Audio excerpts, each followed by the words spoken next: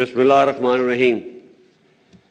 معزز مہمان گرامی، بالخصوص شہدائے پاکستان کے باحوصلہ اور عظیم لواحقین، جنرل آفیسرز، پاک فوج کے بہادر غازیوں، خواتین و حضرات، السلام علیکم۔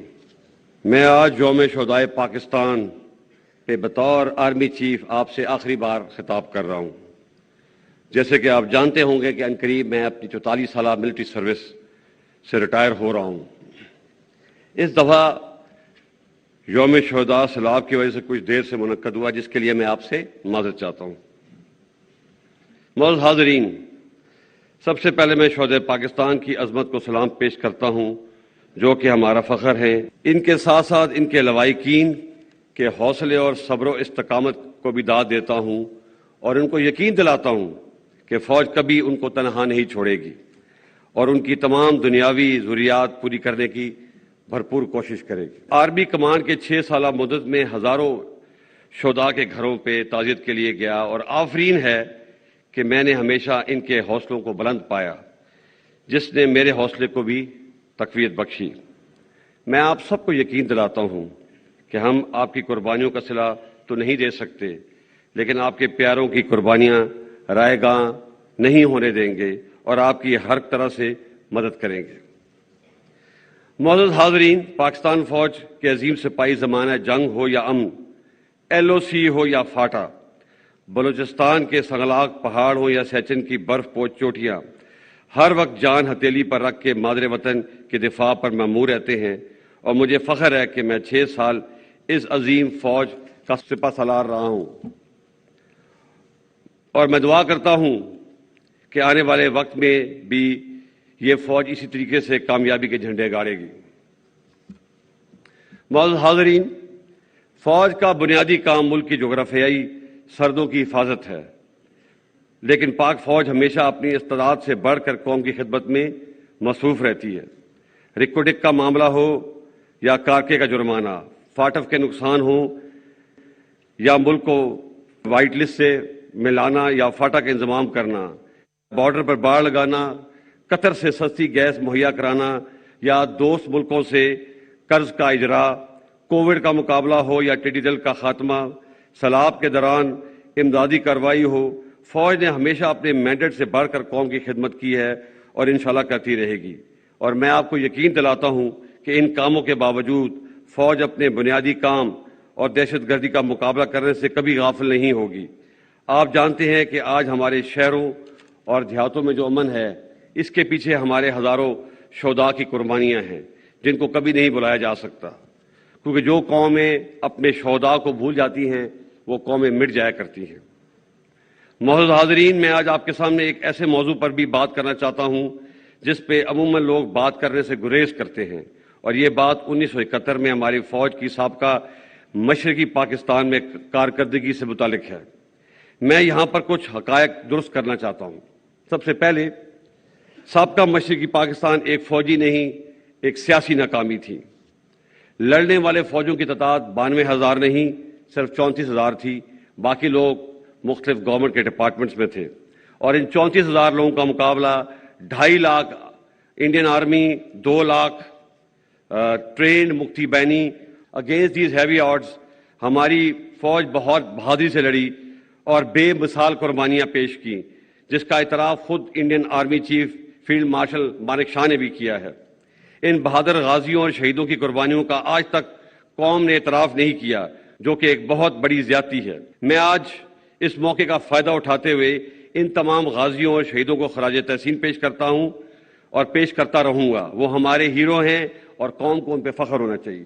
آخر میں کچھ باتیں آج کے سیاسی حالات کے متعلق کرنا چاہوں گا۔ میں کافی سالوں سے اس بات پہ غور کر رہا تھا کہ دنیا میں سب سے زیادہ انسانی حقوق کی پامالی، یعنی کہ ہیومن رائٹس کی وائلیشن ہندوستانی فوج کرتی ہے، مگر ان کے عوام کم و بیش ہی ان کو تنقید کا نشانہ بناتے ہیں۔ اس کے برعکس ہماری فوج جو دن رات قوم کی خدمت میں مصروف رہتی ہے، گائے بگائے تنقید کا نشانہ بنتی ہے۔ میرے نزدیک اس کی بڑی وجہ 70 سال سے فوج کی مختلف صورتوں میں سیاست میں مداخلت ہے، جو کہ غیر آئینی ہے۔ اس لیے پچھلے سال فروری میں فوج نے بڑی سوچ و بچار کے بعد فیصلہ کیا کہ آئندہ فوج کسی سیاسی معاملے میں مداخلت نہیں کرے گی۔ میں آپ کو یقین دلاتا ہوں کہ ہم اس پر سختی سے کاربند ہیں اور آئندہ بھی رہیں گے۔ تاہم اس آئینی عمل کا خیر مقدم کرنے کے بجائے کئی حلقوں نے فوج کو شدید تنقید کا نشانہ بنا کر بہت غیر مناسب اور غیر شائستہ زبان کا استعمال کیا۔ فوج پہ تنقید عوام اور سیاسی پارٹیوں کا حق ہے، لیکن الفاظ کے چناؤ اور استعمال میں احتیاط برتنی چاہیے۔ ایک جعلی اور جھوٹا بیانیہ بنا کر ملک میں ہیجان کی کیفیت پیدا کی گئی اور ابھی اسی جھوٹے بیانیے سے راہ فرار اختیار کی جا رہی ہے۔ سینئر ملٹری لیڈرشپ کو غیر مناسب القابات سے پکارا گیا۔ میں آپ کو واضح کر دینا چاہتا ہوں کہ فوج کی قیادت کچھ بھی کر سکتی ہے، لیکن کبھی بھی ملک کے مفاد کے خلاف نہیں جا سکتی۔ کیا آپ یہ سمجھتے ہیں کہ ملک میں ایک بیرونی سازش ہو اور آرمڈ فورسز ہاتھ پہ ہاتھ دھری بیٹھی رہیں گی؟ یہ ناممکن ہے، بلکہ یہ ایک گناہ کبیرہ ہے۔ اور جو لوگ یہ سمجھتے ہیں کہ وہ فوج اور عوام میں درار ڈال دیں گے، وہ بھی ہمیشہ ناکام ہوں گے۔ فوج کی قیادت کے پاس اس نامناسب جلغار کا جواب دینے کے لیے بہت سے مواقع اور وسائل موجود تھے، لیکن فوج نے ملک کے وسیع تر مفاد میں حوصلے کا مظاہرہ کیا اور کوئی بھی منفی بیان دینے سے اجتناب کیا۔ لیکن یہ بات سب کو ذہن نشین کر لینی چاہیے کہ اس صبر کی بھی ایک حد ہے۔ میں اپنے اور فوج کے خلاف اس نامناسب اور جارحانہ رویے کو درگزر کر کے آگے بڑھنا چاہتا ہوں، کیونکہ پاکستان ہم سب سے افضل ہے۔ افراد اور پارٹیاں تو آتی جاتی رہتی ہیں، لیکن پاکستان انشاءاللہ ہمیشہ قائم رہنا ہے۔ فوج نے تو اپنا کتھارسس شروع کر دیا ہے۔ مجھے امید ہے کہ ہماری سیاسی پارٹیاں بھی اپنے رویے پر نظر ثانی کریں گی، اور یہ بھی حقیقت ہے کہ پاکستان میں ہر ادارے، سیاسی پارٹیوں اور سول سوسائٹی سے بھی غلطیاں ہوئی ہیں۔ ہمیں ان غلطیوں سے سبق سیکھنا چاہیے اور آگے بڑھنا چاہیے۔ معزز حاضرین، میں وثوق سے کہہ سکتا ہوں کہ پاکستان آج سنگین معاشی مشکلات کا شکار ہے، اور کوئی بھی ایک پارٹی پاکستان کو اس معاشی بحران سے نکال نہیں سکتی، جس کے لیے سیاسی استحکام لازم ہے۔ اب وقت آ گیا ہے کہ تمام سٹیک ہولڈرز اپنی ذاتی انا کو ایک طرف رکھتے ہوئے ماضی کی غلطیوں سے سیکھیں اور آگے بڑھیں اور پاکستان کو اس بحران سے نکالیں۔ اس کے ساتھ ساتھ ہمیں جمہوریت کی روح کو سمجھتے ہوئے اور عدم برداشت کی فضا کو ختم کرتے ہوئے پاکستان میں ایک سچا جمہوری کلچر اپنانا ہے۔ 2018 کے الیکشنوں میں بعض پارٹیوں نے RTS کے بیٹھنے کو بہانہ بنا کر GTV پارٹی کو سلیکٹڈ کا لقب دیا، اور 2022 میں اعتماد کا ووٹ کھونے کے بعد ایک پارٹی نے دوسری پارٹی کو امپورٹڈ کا لقب دیا۔ ہمیں اس رویے کو رد کرنا ہوگا۔ ہار جیت سیاست کا حصہ ہے، اور ہر پارٹی کو اپنی فتح و شکست کو قبول کرنے کا حوصلہ پیدا کرنا ہوگا، تاکہ اگلے الیکشن میں ایک امپورٹڈ یا سلیکٹڈ گورنمنٹ کے بجائے الیکٹڈ گورنمنٹ آئے۔ جمہوریت حوصلہ برداشت اور عوام کے رائے عامہ کے احترام کا نام ہے۔ اگر پاکستان نے آگے بڑھنا ہے تو ہمیں عدم برداشت اور میں نہ مانوں کے رویے کو ترک کرنا ہوگا۔ معزز حاضرین، ہمارے لیے پاکستان نعمت خداوندی ہے۔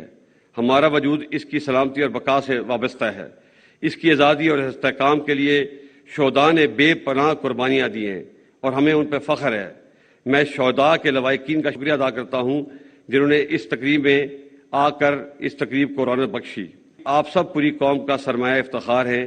یہ تجدید عہد کا دن ہے۔ آئیے مل کر یہ عہد کریں کہ ہم اپنے شہداء اور غازیوں کی تابندہ تاریخ کو ہمیشہ زندہ رکھیں گے، اور مل کر پاکستان کی اور بہتری اور ترقی میں اپنا کردار ادا کریں گے۔ مادر وطن کی حفاظت اور سالمیت ہمارا اولین فرض ہے اور رہے گا، جس کو نبھانے کے لیے ہم کسی بھی قربانی سے دریغ نہیں کریں گے۔ اللہ تعالی ہمارا حامی و ناصر ہو۔ پاک فوج زندہ باد، پاکستان پائندہ باد۔